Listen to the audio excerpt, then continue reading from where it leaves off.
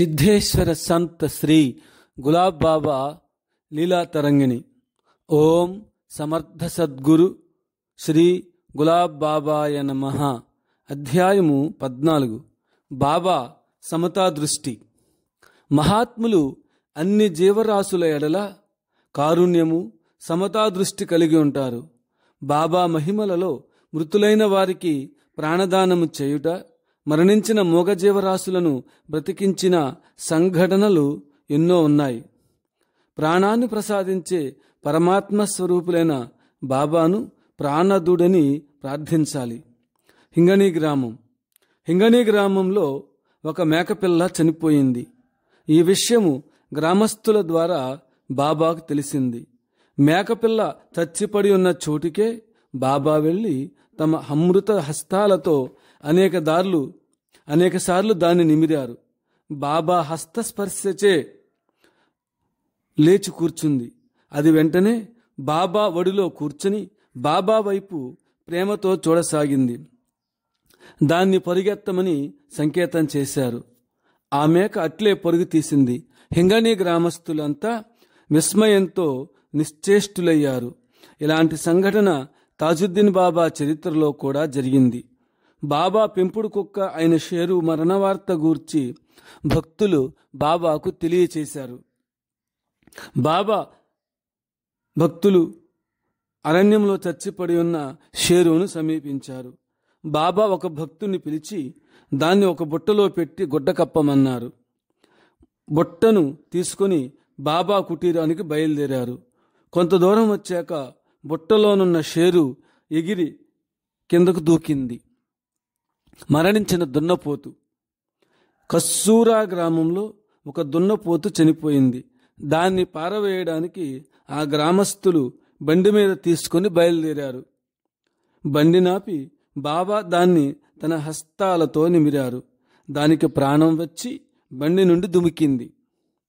అన్నా కోలతే మరణ వేదన పడే సమయంలో అతని బంధువులు బాబా దగ్గరకు తీసుకొచ్చారు। బాబా ఆశీస్సుల ప్రభావం వల్ల అతను మృత్యుముఖాన్నుండి బయటపడి సంపూర్ణ ఆరోగ్యవంతుడయ్యాడు। స్వర్గీయ గోదావరి మాత ఉపాసనీ బాబా శిష్యురాలు। గోదావరి మాతకు సాకోరి బాబాకు నడుమునున్న అనుబంధము నిగూఢమైనది, అగోచరమైనది। ఆమె తన జీవితంలో సాకోరి వదిలిపెట్టి ఏ మహాత్ముని వద్దకు దర్శనానికి పోలేదు। గులాబ్ బాబాను దర్శించడానికి మాత్రమే అనేకసార్లు కాటేలు, నాగపూర్లకు వచ్చింది। ఒకసారి గోదావరి మాత గోకులాష్టమి పండుగకు కాటేలు వచ్చింది। గోదావరి మాత మరికొందరు స్టేజి మీద కూర్చున్నారు। బాబా గాన కచేరీ కార్యక్రమం చూడ్డానికి వేలాది మంది చేరారు। పక్క గ్రామమైన కోలద్లో శ్రీమతి కమలాబాయ్ అనే డాన్సర్ తన నృత్య కార్యక్రమం జరుగుతున్నది। వినుల విందుగా జరుగుతున్న గాన కచేరీ మధ్యలో ఆపి బాబా బయలుదేరారు। బాబా ఎక్కడికి పోతున్నది ఎవరికి అర్థం కాలేదు। తీరా వెళ్ళి ఆ నాట్యకత్తె నృత్యం చేసే స్టేజీపై కూర్చున్నారు బాబా। తల్లి బిడ్డను అనుసరించిన విధంగా ఉన్న ఫలాన గోదావరి మాత లేచి బాబా బాబా అంటూ బయలుదేరింది। వేలాది జనసమూహము బాబాను, గోదావరి మాతను అనుసరించారు। మాతాజీ కూడా స్టేజి మీద కూర్చుంది। జనసమూహం చేసే కోలాహలానికి కమలాబాయి నాట్యానికి భంగం కలిగింది। ఆమె తన నాట్యాన్ని ఆపు చేసింది। మరలా నాట్యాన్ని ప్రారంభించమని ఆదేశించారు బాబా। శ్రీకృష్ణుని చిలిపే చేష్టలను అభినయిస్తూ పాటలు పాడుతూ ఆనంద పారవస్యంతో నృత్యం చేసింది। అందరూ ఆమె నృత్య కౌశలాన్ని ఆనందించారు। కమలాబాయి ఒకవైపు, గోదావరి మాత ఒకవైపు కూర్చున్నారు। బాబా వారిద్దరి మధ్యలో కూర్చున్నారు। బాబా కమలాబాయి వైపు చూస్తూ ఈమె నా తల్లి అన్నారు। వెంటనే మరలా గోదావరి మాత వైపు చూస్తూ ఈమె కూడా నా తల్లే అని అన్నారు। ఈ మాటలు విన్న గోదావరి మాత, నాట్యగత్తె కమలాబాయి కన్నీరు కార్చారు। ప్రేక్షకులు కూడా భావోద్రేకంతో ఆనంద బాష్పాలు కార్చారు। అందరూ బాబా ఎంతటి సమభావము, సమదృష్టి కలవారోనని వేణువల్ల శ్లాఘించారు. ధూప్ఖేడా వాస్తవ్యులు శ్రీ వసంతరావు 6/11/1994 ఈ సంఘటన నాకు తెలియచేశారు. చాంద్ బాయ్ పాటిల్ ప్రార్థనపై శ్రీ షిరిడి సాయిబాబా ధూప్ఖేడాలో 2 సంవత్సరాలు ఉన్నారు. ఆ రోజుల్లో సాయిబాబా అక్కడ ఉన్న 2 వేప చెట్టు కింద శీతోష్ణాదులు లెక్క చేయక రాత్రనక పగలనక ఉండేవారట. ఆ 2 చెట్ల వద్దే సాయిబాబా మందిరం నిర్మించమని ధూప్ఖేడా గ్రామస్తులకు గులాబ్ బాబా చెప్పారు. 16/11/1991 సాయిబాబా మందిరానికి గులాబ్ బాబా శంకుస్థాపన చేశారు. మందిరానికి దగ్గరలో ప్రభుత్వం వారు ఆదిమవాసులకు కాలనీ కట్టించారు. ఆ కాలనీలో ఒక కుష్టు వ్యాధి పీడితుడున్నాడు. బాబా అతని దగ్గరకు వెళ్లారు. అతని చేతురేళ్లు పుండ్లతో రక్తసిక్తమై చీము కారుతుండేది. శ్రీరాముని రాక కొరకు శబరి ఆర్తితో ఎదురు చూసినట్లుగానే ఈ అజ్ఞాత భక్తుడు గులాబ్ బాబా రాక కొరకు ఎన్నో సంవత్సరాల నుండి ఆర్తితో విలపిస్తూ ఉండేవాడు. ఈ వ్యాధి పీడితుని భుజంపై చేయి వేసి ఓదార్చుతూ రొట్టె పచ్చడి తయారు చేసి పెట్టమన్నారు. అతను చేయబోయే రొట్టె పచ్చడి తినవద్దని బాబాను భక్తులు బ్రతిమాలారు. అతను బాబా పాదాలపై వ్రాలి కన్నీరు కారుస్తూ, రక్తము చీము కారుతున్న ఈ చేతులతో తమకు రొట్టెలు ఎలా చేసి పెట్టగలను అని వాపోయాడు. అతని కన్నీరు తుడిచి, నీ ఆతిథ్యాన్ని స్వీకరించాలనే ఆశతోనే ఎంత దూరం వచ్చానని బాబా అతనితో అన్నారు. అతను చేసిన పదార్థాలను తినడం చూసిన గ్రామస్తులు ఆనందాశ్రువులు కార్చారు. బాబా ఆదర్శాన్ని, సమభావాన్ని అందరూ శ్లాఘించారు. కొన్నాళ్లకు అతన్ని పీడిస్తున్న వ్యాధి నివారణ అయింది. మానవులకు ప్రారబ్ధ కర్మాన సంక్రమించే వ్యాధులు దేహానికి పరిమితమైనవే కాని అవి ఆత్మకు సోకేవి కావని బాబా అనుష్ఠించి చూపించారు. దేహభ్రాంతి లేని బ్రహ్మనిష్ఠులైన మహాత్ములకే ఇటువంటి చర్య సాధ్యము. గోపాల గోపాల దేవకి నందన గోపాల గులాబు బాబా గోపాల. అధ్యాయము 15. గులాబ్ బాబాను పలకరించిన సైలానీ బాబా సమాధి. శంకర్లాల్ అగర్వాల్, కామ్ఠీ వారి అనుభవం. నాకు బాబాతో పరిచయ భాగ్యం కలిగిన తర్వాత వారి లీలలు అనేకము ప్రత్యక్షంగా చూశాను. వాసిం, పిపల, మంగురూల్, పీర్, బాలాపూర్ ఇత్యాది ప్రాంతాలకు బాబాతో వెళ్ళాను. నేనొకనాడు మౌనీ బాబా కార్యక్రమాలు చూడడానికి చిఖలి వెళ్ళాను.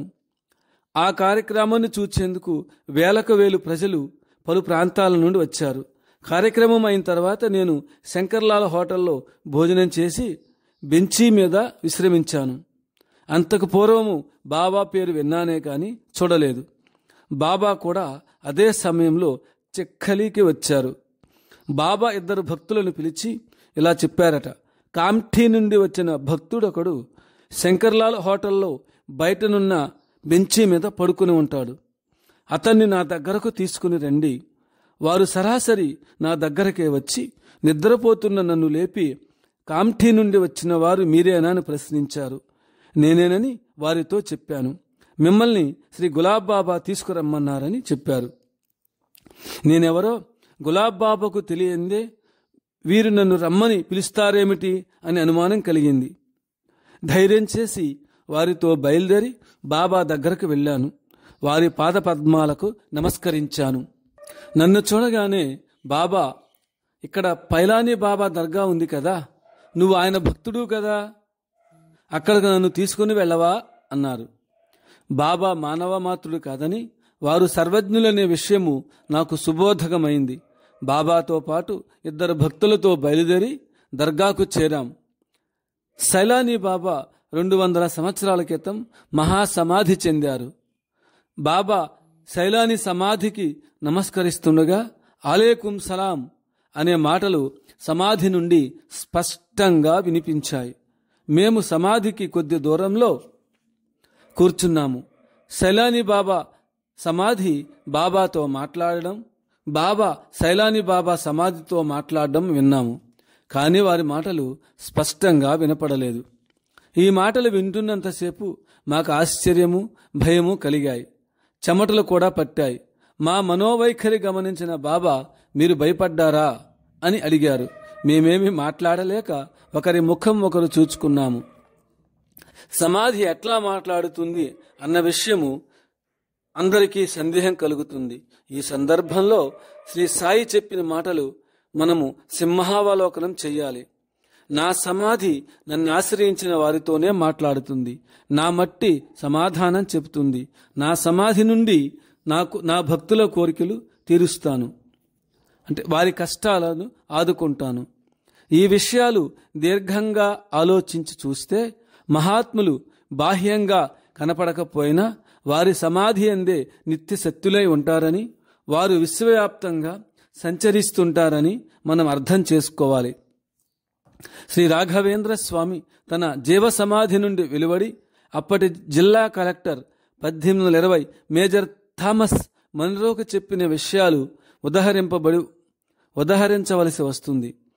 మంచాల అంటే నేటి మంత్రాలయం గ్రామ జాగీరు ఆదాయాలను వశపరుచుకొనుటకై శ్రీ మన్రో రాగా, శ్రీ రాఘవేంద్ర స్వామి తన జీవ సమాధి నుండి మన్రో గారి ఎదుట ప్రత్యక్షమై ఈ మంచాల గ్రామం నుండి వచ్చే ఆదాయము తనకే సంక్రమిస్తుందని, ప్రభుత్వం తీసుకునరాదని ఆంగ్ల భాషలో శ్రీ స్వామి మన్రోకు చెప్పారు.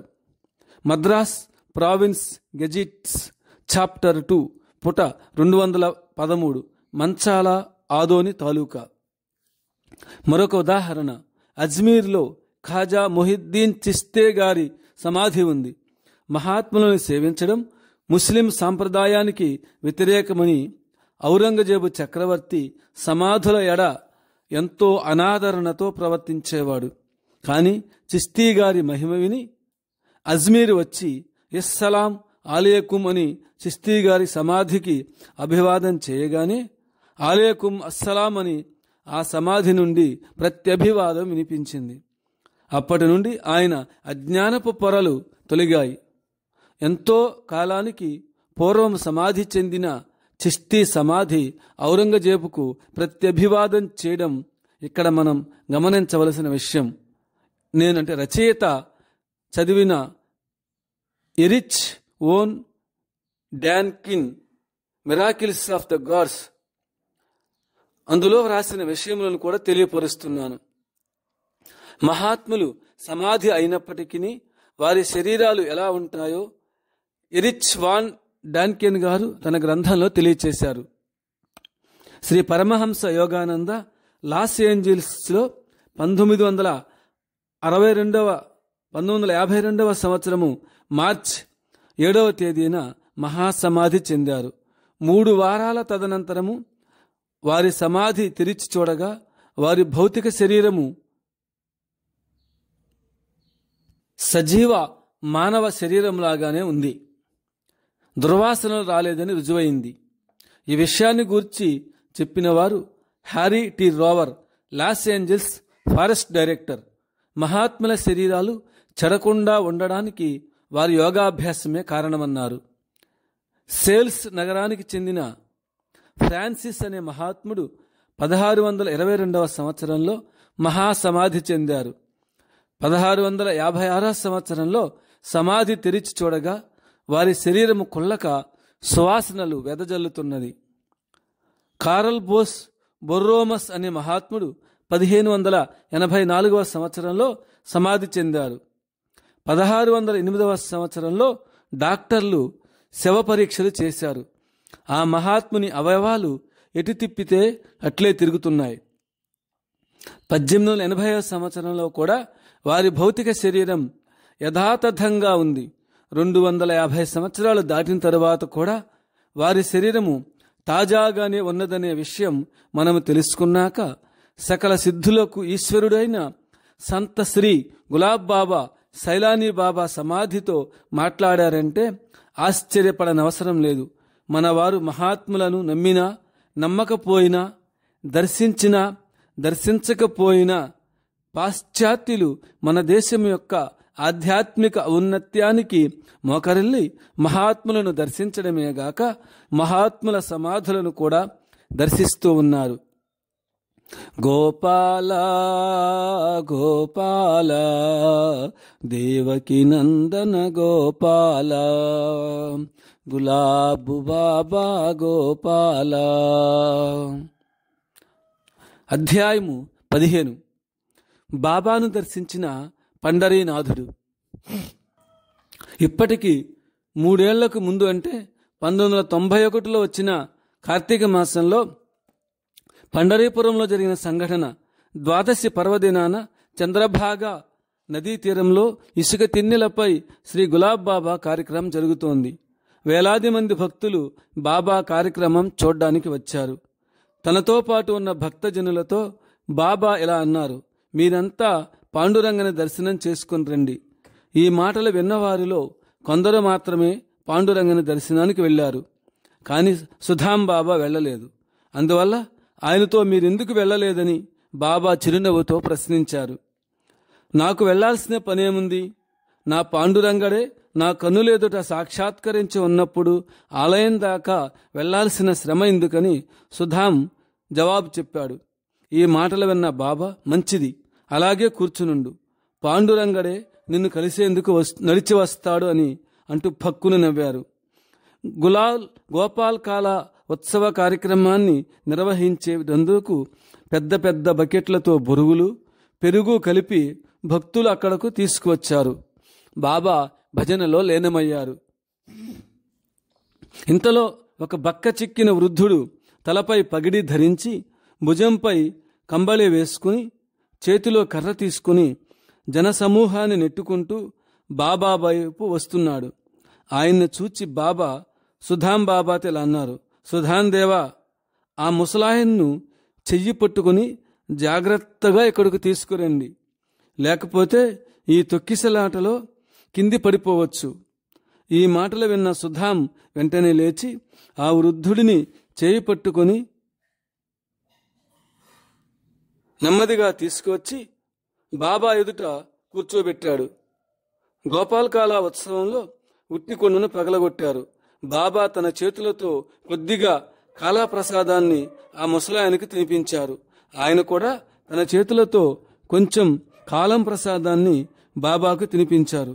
సుధాం కూడా ఆ ముసలాయనకు కొంత ప్రసాదాన్ని తినిపించారు. తరువాత ఆ వృద్ధుడు తిరిగి వెళ్లేందుకు బయలుదేరాడు. అప్పుడు గులాబ్ బాబా, సుధాం దేవా, ఇప్పుడు ఈ ప్రసాదాన్ని అందరికీ పంచిపెట్టండి. స్వయంగా పాండురంగడే ఇక్కడికి వచ్చి ప్రసాదాన్ని స్వీకరించి వెళ్ళాడు అని అన్నారు. ఈ మాటలు విన్న సుధాం బాబా ఆశ్చర్యంతో వెనుకకు తిరిగి చూచాడు. 4 అడుగులు వేసి ఆ వృద్ధుడు అంతలోనే అదృశ్యమయ్యాడు.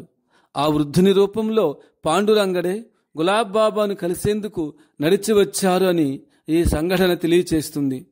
మన కంటికి కనిపిస్తున్న ఈ ప్రకృతి జడరూపంలో ఉన్నా దానికి ఆధారంగా చైతన్య శక్తి అంతర్లీనంగా ఉంటుంది.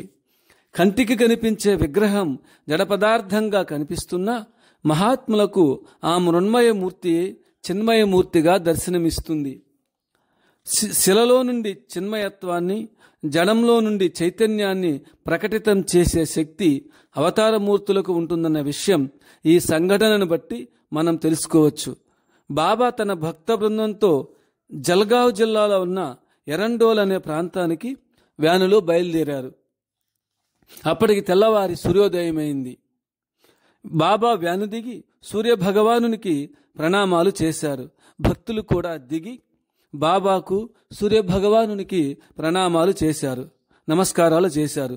కొద్దిసేపు రోడ్డు మీద అందరూ కూర్చున్నారు. అక్కడికి సమీపంలో ఏ గ్రామము లేదు. ఇంతలో అకస్మాత్తుగా 2 కుక్కలు ఎక్కడి నుండో బయలుదేరి బాబా కూర్చున్న చోటికి వచ్చి బాబా పాదాలను స్పృశించసాగాయి. మార్గమధ్యంలో ఏ ఊరు లేని చోట కుక్కలు రావడం అందరినీ ఆశ్చర్యపరిచింది. సుధాం దేవా, ఈ కుక్కలు ఎవరనుకున్నావు? సుధాం దేవా, ఈ కుక్కలు ఎవరనుకున్నావు? ఇందులో ఒకటి ఆడది, ఒకటి మగది.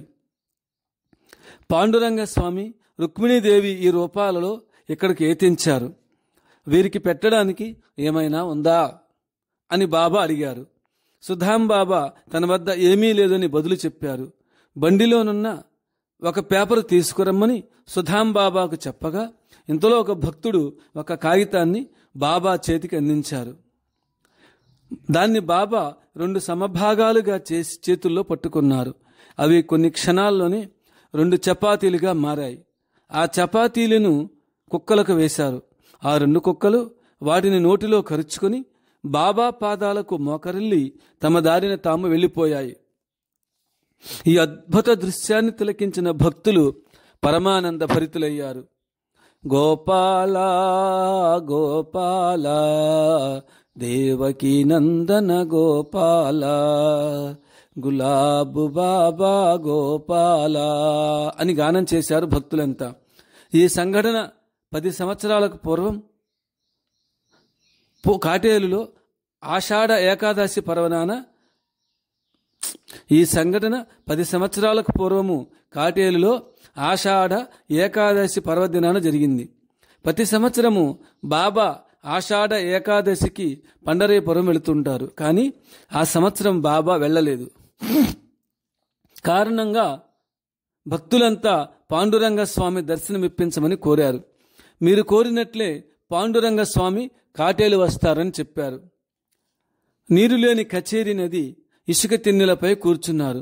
భక్తులంతా బాబా చుట్టూ మూగారు. ఇంతలో ఒక కుక్క ఆ జనసమూహంలో జొరబడి బాబా దగ్గరకు వచ్చి వారి పాదాలను స్పృశించింది. తరువాత బాబా చుట్టూ 3 సార్లు ప్రదక్షిణ చేసింది. ఆ కుక్క మెళ్ళలో బాబా పూలమాల వేసి నమస్కరించారు. అది అచ్చటి నుండి బయలుదేరి సరాసరి అమృతకొండం వద్దకు వచ్చి పూలమాల అందులో జారబెడిచి కొంత దూరం వెళ్లి అదృశ్యమైంది.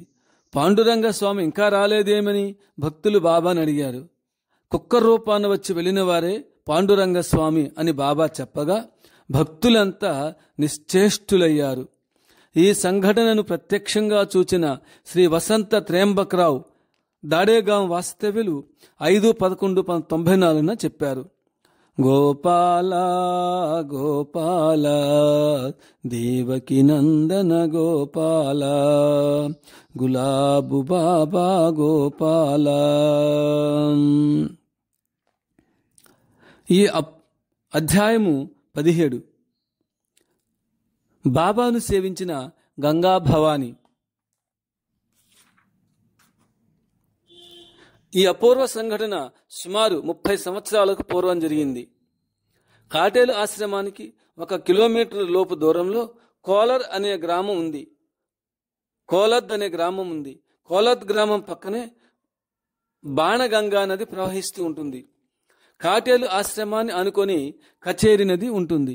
శ్రావణ మాసపు రోజులవి. వర్షాలేమో బాగా కురుస్తున్నాయి. కోలద్ గ్రామ నివాసి అయిన శ్రీ దేవులాకర్ నిరుపేద భక్తుడు. బాబా వద్ద కొద్దిగా చనువు కూడా ఉంది. అతడు నాగపంచమి పండుగకు బాబాను తన ఇంటికి భోజనానికి ఆహ్వానించాడు. ఇదివరలో బాబాను ఎన్నిసార్లు పిలిచినా తన ఇంటికి రాలేదని ప్రేమపూర్వకమైన నిష్ఠూరాలు పలికేవారు. అందువల్ల బాబా ఆయన ఆహ్వానాన్ని ఈసారి అంగీకరించారు. దేవలాకర్కు 8 సంవత్సరాల వయస్సు కలిగిన ఒక కూతురు ఉంది. ఆ బాలిక పేరు సుశీలా దేవులాకర్. ఆమెకు బాల్యంలోనే బాబా కృష్ణునిగా దర్శనమిచ్చారు. ఆనాటి నుండి ఆమె తన జీవితాన్ని బాబా సేవకు సర్వసమర్పణ చేసుకున్నది. ఆ పరమ భక్తురాలు ఈనాటికి కుమారిగానే ఉంది. నాగపంచమి నాడు మహారాష్ట్ర ప్రజలు గొప్ప వేడుకలతో నాగదేవతలకు పూజలు చేస్తారు. ఆ పండుగ నాడు కుంభవర్షము కురిసింది. భారీ వర్షాలకు బాణగంగా నది, కచేరి నది పొంగి పొర్లి ప్రవహించాయి. 2 గ్రామాల్లోకి బాగా నీరు వచ్చింది. పసిబాలిక అయిన సుశీలా దేవులాకర్ కోలద్ మందిరం వద్ద ఉన్న పెద్ద ఎత్తున అరుగుపైన బాబా రాక కోసము ఆర్తితో ఎదురు చూస్తోంది. అప్పటికి మధ్యాహ్నమైంది. ఆ బాలిక భక్తి ప్రపత్తులకు బాబా మనస్సు ద్రవించింది. ఆ బాలిక కోరిక తీర్చడానికి బాబా వెళ్ళక తప్పలేదు. కాటేలు ఆశ్రమానికి ఆనుకొని ఉన్న నది ఒడ్డున బాబా నిలబడి తన చిన్ననాటి చెలికాడైన సుధాం బాబాను పిలిచి ఇలా అన్నారు, సుధాందేవా, ఆ అమ్మాయి నా రాకకై నిరీక్షిస్తూ బిక్క ముఖంతో నిలబడి మనవైపే చూస్తోంది. నేను వెళ్ళకపోతే ఆ పాప మంచినీళ్ళైనా ముట్టదు. మనం తప్పక వెళ్ళాలి సుమా. కచేరీ నదీమ తల్లికి బాబా ప్రణామాలు చేసి నీటిని స్పృశిస్తూ, అమ్మా గంగాభవాని, నాకు తల్లి తండ్రి లేరు, సర్వము నీవే. ఒక చిన్నారి బాలిక నా రాక కోసం ఎదురు చూస్తున్నది. నడిచేందుకు కొద్దిగా చోటిచ్చి నన్ను దాటించి తల్లి అని ప్రార్థించారు. గులాబ్ బాబా ప్రార్థనలకు గంగాభవాని సంప్రీతి చెంది నీటి మట్టాన్ని బాగా తగ్గించుకుంది.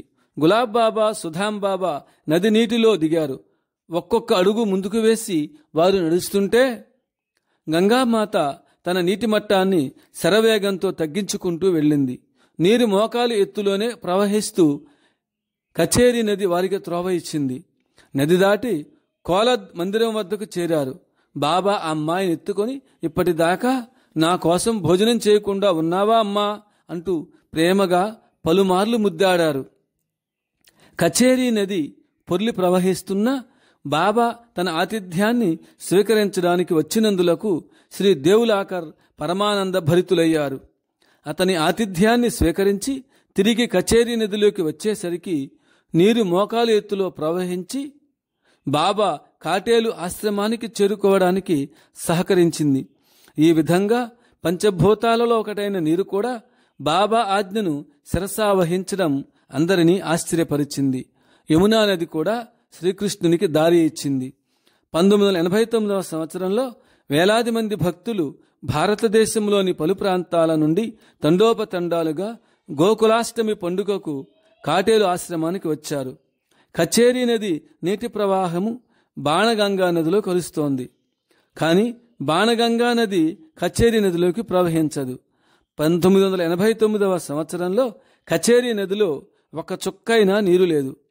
పేరుకు నదైనా నీరు మాత్రము ఉండదు. వర్షాలు బాగా కురిస్తే గాని నదిలోకి నీరు రాదు. సాయంత్రం 6 గంటలైంది. గోపాలకాల ఉత్సవాన్ని తిలకించడానికి వేలాది మంది భక్తులు నీరులోని కచేరీ నదిలోకి చేరుకున్నారు. బాబా కదంబ వృక్షాల దగ్గర ఉన్నటువంటి పెద్ద అరుగుపై కూర్చొని భజన కార్యక్రమాలను నిర్వహిస్తున్నారు. అప్పటికి సమయము 7:30 గంటలు అయింది. బాబా తన కుడిచేయి పైకెత్తి ఎవరినో రమ్మని సంకేతం చేశారు. బాబా చేసిన సంకేతము ఎవరికి అర్థం కాలేదు. బాణగంగా నది అకస్మాత్తుగా ప్రవాహ రూపంలో కచేరీ నదిలోకి ఎదురుముఖంగా ప్రవహించసాగింది. ఆ జల ప్రవాహము 2 అడుగుల ఎత్తు కంటే మించకుండా ప్రవహించేందుకు బాబా తన పాదాలను నీటిలోనికి జారవిడిచారు. బాబా పాదాలను స్పృశిస్తూ గంగామాత ప్రదక్షిణాలు చేసింది. గంగామాత మనలను కలుసుకోవడానికి వచ్చిందని బాబా అన్నారు. ఉట్టికొండ పగలగొట్టి గోపాల్కాల ప్రసాదాన్ని అందరూ ఆనందంతో స్వీకరించారు.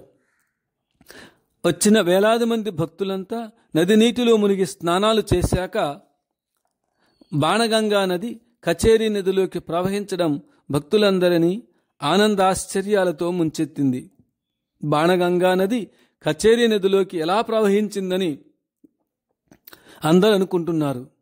ఈ కలవరం విన్న కుమారి పుష్పాతాయి 12 ఏండ్ల క్రితం గంగాసాగర్లో గంగామాత ప్రత్యక్షమై బాబాకు చేసిన వాగ్దాన వృత్తాంతాన్ని ఇలా చెప్పనారంభించింది. స్వర్గీయ రాజహంసమాత, నేను మరికొందరు భక్తులతో పాటు బాబా 12 సంవత్సరాల క్రితం పశ్చిమ బెంగాల్లో ఉన్న గంగాసాగర్కు వెళ్ళాం. కొందరు గంగాసాగర్లో స్నానాలు చేస్తుండగా బాబా, నేను, రాజహంసమాత కొందరు భక్తులతో పాటు గంగానది ఇసుక తిన్నెల మీద అటు ఇటు పచారులు చేస్తున్నాం. ఇంతలోనే పంజాబీ దుస్తులు ధరించిన ఒక వృద్ధమాత గంగాసాగర్ నీటిలో నుండి ప్రత్యక్షమై వచ్చి బాబాను సమీపించి నమస్కరించింది. ఆమె తన చేతులతో 3 సార్లు బాబా శిరస్సు చుట్టూ తిప్పి బాబా నొసటను ముద్దు పెట్టుకొని ఇలా అంది, ఓ కృష్ణ కన్నయ్య, నీవెంతో శ్రమపడి నా దర్శనానికి ఇంత దూరం రావడం ఎందులకు? నేనే మీ దర్శనానికి 12 సంవత్సరాల తర్వాత కాటేలు వచ్చి ప్రవహిస్తాను కదా, నాకు శనగలు మిఠాయిలు తినిపించవా అని బాబాను ఆప్యాయంగా అడిగింది. మాతో ఉన్న భక్తుడు శనగలు మిఠాయి ఇవ్వబోగా ఆమె స్వీకరించక నిరాకరించింది. వెంటనే వాటిని బాబా అందుకొని ఆమెకు తన చేతులతో తినిపించారు. కొంత దూరం వెళ్ళి ఆమె కనుమరుగైంది. మేమంతా బాబాను నిలదీసి ఆమె ఎవరని ప్రశ్నించాం. ఆమె వృద్ధ స్త్రీ రూపంలో ఉన్న గంగా భవాని అని బాబా బదులు చెప్పారు. కాలాంతరంలో ఈ విషయాన్ని మేము మర్చిపోయాం. ఈనాడు గంగామాత మనల్ని కలుసుకోవడానికి వచ్చిందని బాబా అన్నప్పుడు 12 సంవత్సరాల క్రితం జరిగిన విషయాన్ని నాకు జ్ఞాపకం వచ్చి ఇప్పుడు మీతో చెప్పాను. 12 ఏళ్ల కిందట బాబాకిచ్చిన మాటను నిలబెట్టుకోవడానికి గంగామాత వాలువైపునే కాకుండా ఎదురు దిశగా ప్రవహించి తన మహత్తును ప్రదర్శించింది. అందరూ గంగాజలాన్ని సేవిస్తూ శ్రీ గోపాలకృష్ణ గులాబ్ బాబాకి జై, గంగా భవానికి జై అంటూ దిక్కులు పిక్కటిల్లేలా ఘోషించారు. శ్రీ సాయీసుని పాదపద్మాల నుండి గంగాజలము ప్రవహించిన రీతిగా గంగా భవాని స్వయంగా ప్రవాహ రూపంలో కచేరీ నదిలోకి ప్రవహించడం మహాత్ముల చరిత్రల్లో కని విని ఎరుగని విషయం. గోపాల గోపాల దేవకీ నందన గోపాల, గులాబు బాబా గోపాల, గోపాల గోపాల దేవకీ నందన గోపాల, గులాబు బాబా గోపాల. అధ్యాయము 18. బాబాను దర్శించిన దేశభక్తులు. భారతదేశంలోని ఉత్తమ దేశభక్తులు, అన్ని రంగాల్లో పనిచేస్తున్న ఉన్నతోద్యోగులు, సామాన్యులు ఎల్లవేళలా బాబాను దర్శించేందుకు వస్తుంటారు. అందర్నీ వారు సమభావంతో ఆదరిస్తుంటారు. మహాత్ములు రాజకీయాలకు దూరంగా ఉంటూనే నిజాయితీపరులైన రాజకీయవేత్తలను ఆశీర్వదిస్తూ ఉంటారు. శ్రీ బాలగంగాధర్ తిలక్ ఉపన్యాసానికి శ్రీ గజానన్ బాబా వచ్చి తిలక్ మహాశయుణ్ణి స్వాతంత్ర్య సమర పోరాటానికి ఆశీస్సులు అందజేశారు. శ్రీ రమణ మహర్షి వద్దకు డాక్టర్ రాజేంద్ర ప్రసాద్ వచ్చి భారతదేశ స్వాతంత్ర్య సిద్ధికి ఆశీస్సులు పొందారు. ఇలాంటి ఉదాహరణలు మనకెన్నో లభ్యమవుతాయి. ఇందిరాగాంధీ, స్వర్గీయ ప్రధాని శ్రీమతి ఇందిరాగాంధీ అనేక సార్లు నాగపూర్ వచ్చి బాబాను దర్శించి ఆశీస్సులు పొందారు. గతంలో జరిగిన ఎన్నికల ప్రచార సందర్భంలో శ్రీమతి ఇందిరాగాంధీ అమరావతికి వచ్చారు. అప్పుడు బాబా బాపూరావు త్రిడక్ గారింట్లో ఉన్నారు. శ్రీమతి ఇందిరాగాంధీ బాబాను దర్శించి టెంకాయ పూలమాలలతో ఆశీస్సులు పొందింది. ఆమెతో వచ్చిన సర్వశ్రీ జవహర్లాల్ దర్దా గారు, విపి సాఠే గారు, జంబూవత్ రామ్ ధాటే గారు బాబాను దర్శించి ఆశీస్సులు పొంది ఎన్నికల్లో గెలుపొందారు. విపి సాఠే గారు కేంద్ర సమాచార శాఖ మంత్రిగా నియుక్తులయ్యారు.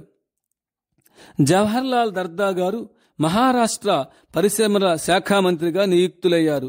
శ్రీ విపి నాయక్, ఎస్బి చవాన్ మొదలగు వారు మంత్రులయ్యి మహారాష్ట్ర అభివృద్ధికి ఎనలేని సేవలందించారు. ప్రపంచ ప్రఖ్యాత తత్వవేత్త, మాజీ రాష్ట్రపతి శ్రీ సర్వేపల్లి రాధాకృష్ణన్ గారు శ్రీ బాబాను దర్శించి ఆశీస్సులు పొందారు. ఇందిరాగాంధీ కుమారుడైన సంజయ్ గాంధీ విమాన ప్రమాదంలో మరణించిన సందర్భాన బాబా ఆమెను ఇలా ఓదార్చారు. అమ్మా, భారతదేశంలో ఉన్న 80 కోట్ల ప్రజలందరూ నీ బిడ్డలే కదా, అందులో ఒక బిడ్డ మరణించాడమ్మా, నేను కూడా నీ బిడ్డనే కదమ్మా అని అనగానే ఆమె చిరునవ్వు నవ్వి బాబా పాదాలకు నమస్కరించి పుత్రశోకాన్ని దిగమింగింది. మనస్సుకు శాంతి కలిగిందని అందరికీ చెప్పింది. శ్రీ బాబు సాహెబ్ గారు, వీరు తమ జీవితాన్నంతా ప్రజాసేవకి అంకితం గావించిన గొప్ప రాజకీయ నాయకుడు. ఇందిరాగాంధీ హయాంలో పార్లమెంట్ సభ్యుడుగా ఉన్నారు. శ్రీమతి ఇందిరాగాంధీ వీరిని ఓ విదర్భ వీరుడా అని సంబోధించేవారు. బాబాకు అత్యంత ప్రియమైన భక్తులు. ప్రతి సంవత్సరం గోకులాష్టమి, శివరాత్రి పండుగలలో బాబాను దర్శిస్తుంటారు. విదర్భలో జరిగిన ప్రజా ఉద్యమంలో వీరు పోలీసుల చేత అరెస్టు చేయబడినారు. బాబా దర్శనం చేసుకోవాలన్న తన అభిప్రాయాన్ని వ్యక్తపరచగా ఆయన్ను పోలీసు వారు బాబా దర్శనార్థము కాటేలుకు తీసుకువచ్చారు. బాబా వీరికి ఆశీస్సులు వర్షింపచేసి ఒక టెంకాయను ప్రసాదంగా ఇచ్చారు. డిడి చవాన్. ఈ సంఘటన 1980 జూన్ 1వ తారీఖున జరిగింది. బాబా భక్తులతో కలిసి చాలిస్గావ్ నుండి పాటన్ గ్రామానికి వెళ్లారు. ఆ గ్రామంలో ఉన్న దుర్గాంబ దేవాలయంలో బాబా భక్తులతో విడిది చేశారు. శ్రీ చవాన్ స్వతంత్ర అభ్యర్థిగా చాలిస్గావ్ నియోజకవర్గం నుండి పోటీ చేశాడు. అప్పుడు ఓట్ల లెక్కింపు జరుగుతోంది. చవాన్ గాబరా పడుతూ బాబా దగ్గరకు వచ్చి సవినయంగా ప్రణామం చేసి, బాబా, నేను ఈ ఎన్నికల్లో గెలుస్తానో లేదోనని తన ఆందోళన వ్యక్తపరిచాడు. బాబా చవాన్ గారిని ఒక తెల్లని కాగితం తెమ్మన్నారు. అందులో 7 బియ్యపు గింజలు వేసి అమ్మవారి విగ్రహానికి పెట్టమని బాబా చెప్పారు. ఆయన అమ్మవారి నోట్లో ఆ బియ్యపు గింజలు వేసిన కొద్ది క్షణాలకు అమ్మవారి నోటి నుండి 4 అంగుళముల వ్యాసం కలిగిన ఒక తీపి లడ్డూ వచ్చి ఆయన చేతుల్లో పడింది. అప్పుడు బాబా శ్రీ గజానన్ మహారాజ్ కి జై అని పలికారు. ఈ వింత దృశ్యాన్ని భక్తులందరూ చూచారు. శ్రీ చవాన్ స్వతంత్ర అభ్యర్థిగా ఎన్నికల్లో గెలిచినట్లు ప్రభుత్వం ప్రకటించింది.